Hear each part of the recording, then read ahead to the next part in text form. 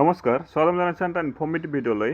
এইটো ভিডিঅ'ত আপোনালোকে জানিব যে অসমত নতুনকৈ কেইবাটাও ডিপাৰ্টমেণ্টৰ পৰা 5টা ডিপাৰ্টমেণ্ট মেইনলি এই 5টা ডিপাৰ্টমেণ্ট কি মই ভিডিঅ'টোত জনাই দিম।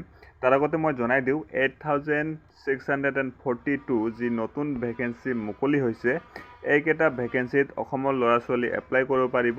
আৰু প্ৰথম যিটো ভেকেঞ্চি এইটো কেৱল মাত্ৰ অসমৰ ল'ৰা ছোৱালীহে এপ্লাই কৰিব পাৰিব।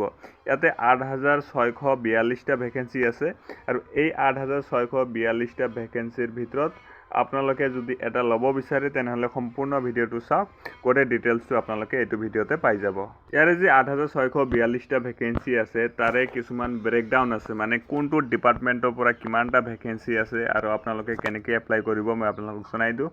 পোনপ্ৰথমে যিটো ডিপাৰ্টমেণ্ট হ'ল এইটো হ'ল গুৱাহাটী হাইকোৰ্টৰ ফালৰ পৰা 40টা পদৰ বাবে নিযুক্তি হৈ আছে। এই 40টা পদত কি আছে আৰু আপোনালোকে কেনেকৈ ইয়াতে এপ্লাই কৰিব পাৰিব সেইটো আপোনালোকক মই দেখুৱাই আছোঁ। নহ'লে এইটো গুৱাহাটী হাইকোৰ্টৰ যিটো ভেকেঞ্চি ডিটেইলছ ইয়াতে আপোনালোকে চাব পাৰিব। পোনপ্ৰথমে যিটো আছে 40টা পদৰ বাবে ষ্টেন'গ্ৰাফাৰ গ্ৰেড 2 আছে, প্ৰাইভেট ছেক্ৰেটাৰী আছে, ষ্টেন'গ্ৰাফাৰ গ্ৰেড 1 আছে, ড্ৰাইভাৰৰ পোষ্ট আছে আৰু মাল্টিটাস্কিং ষ্টাফ।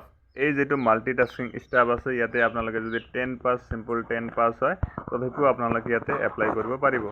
ইয়াতে প্ৰাইভেট ছেক্ৰেটাৰী মানে ষ্টেন'গ্ৰাফাৰ গ্ৰেড 1ৰ পোষ্ট আছে আৰু এইটো কাৰণে যিটো এডুকেশ্যন কোৱালিফিকেশ্যন লাগে সেইটো কৈ আছোঁ। তাৰ আগতে মই জনাই দিওঁ ইয়াতে পে'মেণ্ট যিটো আছে এইটো 30,000ৰ পৰা 1,10,000ৰ পৰা হয়।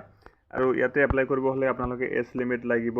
OBC MOBCৰ কাৰণে 41, ST SC হ'লে 43 আৰু PWDৰ কাৰণে 48 ইয়াৰ্ছ। এডুকেশ্যন কোৱালিফিকেশ্যন লাগিব আপোনালোকৰ বেচেলৰ ডিগ্ৰী লাগিব আৰু ষ্টেন'গ্ৰাফিৰ যিটো স্কিল টেষ্ট আছে ইংলিছত লাগিব আৰু 120 ৱৰ্ডছ পাৰ মিনিটত লাগিব। আৰু এইবোৰ আপোনালোকে চাব পাৰে। আৰু যিটো মাল্টিটাস্কিং ষ্টাফ আছে, মাল্টিটাস্কিঙৰ ষ্টাফৰ কাৰণে যিটো লাগে এডুকেশ্যন কোৱালিফিকেশ্যন সেইটো হ'ল আপোনালোকৰ ক্লাছ 8 পাছ থকা এটা আছে আৰু এটা হ'ল ক্লাছ 12 পাছ থকা এটা আছে। আপোনালোকে যদি বিচাৰে এইটো কৰিব পাৰে। গোটেইখিনি এইটো নটিফিকেশ্যনত আপোনালোকে চাব পাৰিব। নটিফিকেশ্যনৰ যিটো লিংক আছে মই হোৱাটছএপ চেনেল দি দিম, সেইটো কাৰণে আপোনালোকে মোৰ হোৱাটছএপ চেনেলটো নিশ্চয়কৈ ফ'ল' কৰি ৰাখিব। তাৰপিছত যিটো পোষ্ট আছে এইটো হ'ল IBPS PO আৰু MT। ইয়াতে চবতকৈ বেছি পোষ্ট আছে 6,715 পোষ্ট। ইয়াৰে যিটো এলিজিবিলিটি ক্ৰাইটেৰিয়া, এজ লিমিট আৰু এডুকেশ্যন কোৱালিফিকেশ্যন গোটেইখিনি মই আপোনালোকক দেখুৱাই আছোঁ। ইয়াতে আপোনালোকে চাব পাৰে IBPS যিটো PO আছে বা MT পোষ্ট আছে ইয়াতে 6,715 পোষ্ট আছে। ষ্টাৰ্ট হৈছে 1 জুলাইৰ পৰা এপ্লিকেশ্যন। ইয়াৰে লাষ্ট ডেট যিটো হৈছে লাষ্ট ডেট হ'ল 21 জুলাই আৰু কেইবাদিন আছে, এসপ্তাহমান আছে। আপোনালোকে বিচাৰিলে এপ্লাই কৰিব পাৰিব। আপোনালোকক এডুকেশ্যন কোৱালিফিকেশ্যন যিটো লাগে সেইটো হ'ল গ্ৰেজুৱেশ্যন, মানে স্নাতক ডিগ্ৰী লাগিব। এজ লিমিট 20 পৰা 30 হ'ব লাগিব for general category. SC ST OBC আৰু PWDৰ কাৰণে কিছুমান এজ ৰিলেক্সেশ্যন থাকে।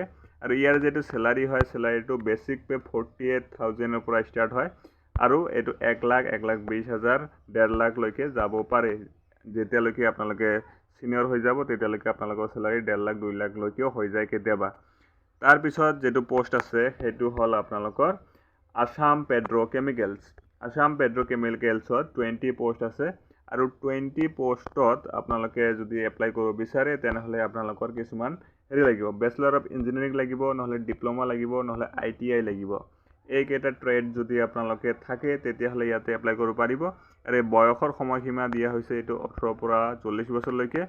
আৰু চেলাৰী পোষ্ট ৱাইজ যদি আপোনালোকে ফিটাৰত থাকে, ইঞ্জিনিয়াৰ থাকে, বেলেগ কামৰ কাৰণে বেলেগকৈ চেলাৰী দিয়া হ'ব। তাৰপিছত যিটো পোষ্ট আছে এইটো হ'ল পোষ্ট 4 নম্বৰ। 4 নম্বৰ পোষ্টত আছে BSF মানে বৰ্ডাৰ ছিকিউৰিটি ফ'ৰ্চ। ইয়াতে কনষ্টেবল আৰু ট্ৰেডছমেন দুটা পোষ্ট আছে। টোটেল নাম্বাৰ অফ পোষ্ট আছে 549 পোষ্ট। ইয়াতে আপোনালোকে অসমৰ নাগৰিক হ'লেও এপ্লাই কৰিব পাৰিব, অসমৰ নাগৰিক নহ'লেও যদি ভাৰতৰ নাগৰিক হয় তেতিয়াও এপ্লাই কৰিব পাৰিব। ইয়াতে আপোনালোকৰ চিম্পল 10 পাছ হ'লে কনষ্টেবলত এপ্লাই কৰিব পাৰিব আৰু যদি কিবা ট্ৰেড থাকে তেনেহ'লে ট্ৰেডছমেনত এপ্লাই কৰিব পাৰিব। ইয়াতে যিটো বয়সৰ সময়সীমা দিয়া আছে এইটো 18 পৰা 25 বছৰ জেনেৰেল কেটেগৰীৰ কাৰণে। SC ST OBCৰ কাৰণে অৱশ্যে এজ ৰিলেক্সেশ্যন থাকিব। ইয়াৰে যিটো চেলাৰী হয় চেলাৰীটো 21,000ৰ পৰা 69,000লৈকে যাব পাৰে। যেতিয়ালৈকে আপোনালোকে ছিনিয়ৰ হয় 1 লাখলৈকেও যাব পাৰে। সেইটো কাৰণে আপোনালোকে যদি এই পোষ্টটোৰ কাৰণে ইচ্ছুক হয় আপোনালোকে চিম্পল 10 পাছ হ'লে এপ্লাই কৰিব পাৰিব। যদি আপোনালোকে এইটোত এপ্লাই কৰিব বিচাৰে তেনেহ'লে মোৰ লগত যোগাযোগ কৰিব পাৰিব। মোৰ যিটো টেলিগ্ৰাম নাইবা ইনষ্টাগ্ৰামৰ লিংক আছে, ইনষ্টাগ্ৰামৰ চেনেলৰ লিংক আপোনালোকে মোৰ হোৱাটছএপ চেনেলৰ লিংক গোটেইখিনি ডেছক্ৰিপশ্যন বক্সত পাই যাব। ইচ্ছুক হ'লে আপোনালোকে মোক এবাৰ কণ্টেক্ট কৰি চাব পাৰে। লাষ্টত যেটো পোষ্ট আছে এটোত আপোনালোকৰ 13058 পোষ্ট আছে এইটো আছে APSC CMS ৰ পৰা ইয়াতে আপোনালোকে যেটো এজ লিমিট পাব এজ লিমিটটো হল আপ টু 32 ইয়াৰ্স আৰু মূল যেটো বিশেষ কথা ইয়াতে উল্লেখযোগ্য হেতু হল MBBS ডিগ্ৰী লাগিব ইয়াতে এপ্লাই কৰিব হলে হেতু কাৰণে মই ইয়াতে লাষ্টত দেখিছো যেহেতু অসমৰ পৰা MBBS ডিগ্ৰীধাৰী বহুত কম ক্যান্ডিডেট আছে আৰু ইয়াৰে যেটো স্যালাৰি হয় স্যালাৰিটো ষ্টাৰ্টিং স্যালাৰি level 10 leveler salary হয় এটো 56100 ৰ পৰা ষ্টাৰ্ট হ'ব আৰু কিবা কিবি হাউস ৰেন্ট তাৰ পিছত dearness allowance travel allowance কিবা কিবি প্ৰোভাইড কৰা হয় ইয়াতে গোটেইখিনি মিলাই 80000 লৈকে গুছি যায় আৰু যেতিয়ালৈকে সিনিয়ৰ হৈ যায় 2 লাখ 2.5 লাখ লৈকে আপোনালোকে স্যালাৰি ইয়াতে পাই যাব আৰু এই গোটেই যেটো লিষ্টৰ PDF টো আছে PDF টো সামাৰিটো আপোনালোকক যদি লাগে তেনেহলে আপোনালোকে মোৰ ইনষ্টাগ্ৰামত ফলো কৰিব পাৰে ইনষ্টাগ্ৰাম ফলো কৰি মেছেজ এটা দিব গোটেইখিনি PDF টো পাই যাব লগতে আপোনালোকে যদি এনে ধৰণে আৰু জবৰ আপডেট বিচাৰে তেনেহলে মোৰ WhatsApp চেনেলটোত ফলো কৰিব পাৰে তাতে ডেইলি মই জবৰ আপডেট দি থাকো আজিকানে আছিল মানে ভিডিও যদি ভাল লাগিছে লাইক কৰি দিব লগতে চেনেলটো সাবস্ক্ৰাইব কৰি দিব thank you so much thanks for watching বিদায় হয় ধন্যবাদ জয় অসম